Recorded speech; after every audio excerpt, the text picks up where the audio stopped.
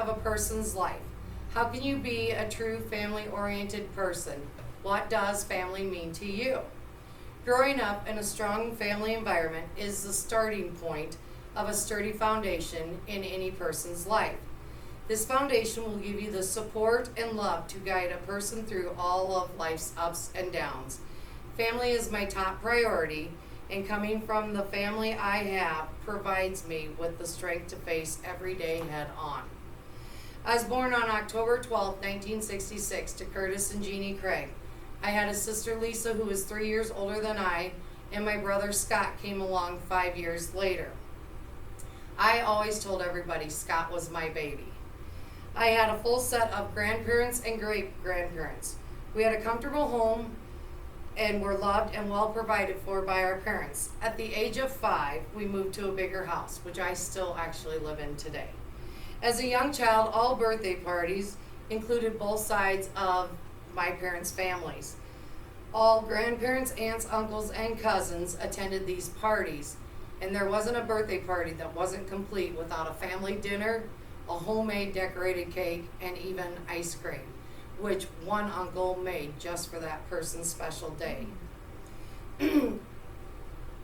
There was always a special gift, not gifts, just one gift from your parents was something that you had been wanting forever. I want to share our favorite family season, but I can't just pick one. So I'll start with winter.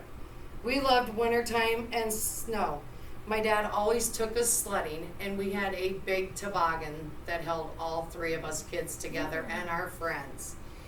We never got cold sledding because we went down the hill as fast as we could go on our sled, and Dad drove us right back up the hill.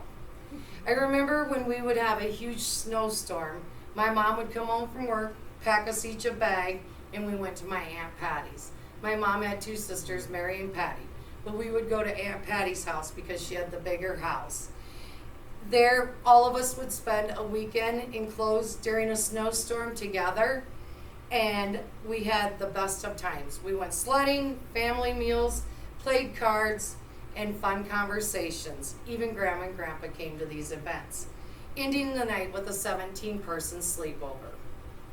Our next favorite season was summer. Each family bought a pull trailer, and we spent weekends camping at Woodland Camp. The family lots were all in one long row, side by side, and we went swimming, played tennis, rode horses, and had our famous family potluck meals together. Us kids could ride our bikes and play at the playground. Rain or bad weather didn't stop us. We stayed inside at the clubhouse and played cards, puzzles, and games. I won't tell you that spring and fall lacked in memories. There were football games, Halloween in the fall, but there were family vacations in the springtime. So with family vacations, the 3 sisters and their parents decided to buy a very large motorhome that ensured all family vacations together. These always required family get-togethers. We had a big summer family get-together, and all extended family would come in from different directions. Life was easy and carefree. Each of us had chores to do, but we didn't get our allowance that week. We attended private Catholic schools because our parents felt that that was the better education.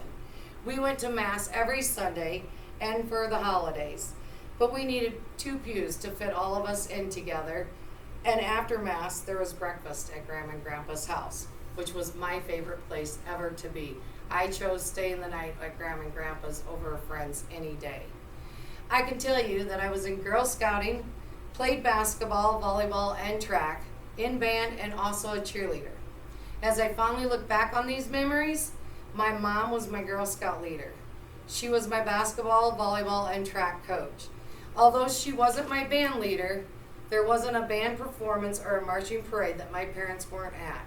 My dad was behind all 8mm camera videos, as my mom was actively either my leader or my coach. If I marched in a parade or at any other event, I knew that I had a really strong supportive audience out there because the aunts, the uncles, the grandparents, and cousins were all there to support me. This foundation of family started at birth and has supported me all through my life, always knowing someone was there for me. Because of this strong supportive foundation and all loving qualities, I learned as a child, as an adult with my husband, provided our children and grandchildren the same quality of life to guide them with the abilities to face each day head on. Family is my top priority, even with a full-time job and schooling. Thank you.